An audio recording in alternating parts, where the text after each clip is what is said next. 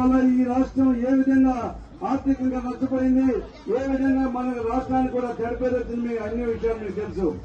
అదే కాబట్టి ఈ రోజు మన సురేష్ గారిని మన అసెంబ్లీకి పంపించాల్సినటువంటి అవసరం ఎంతైనా ఉంది. మనకు అనేక సమస్యలు ఉన్నాయి.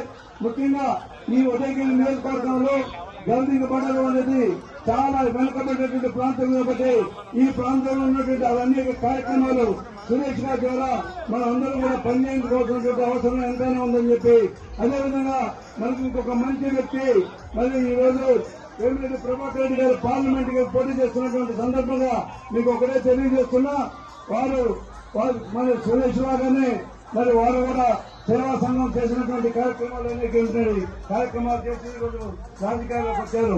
రాజకీయాలకు వచ్చిన తర్వాత సేవ చేయడం అనేది ఒక విధంగా సెల్ఫిష్ అవుతుంది.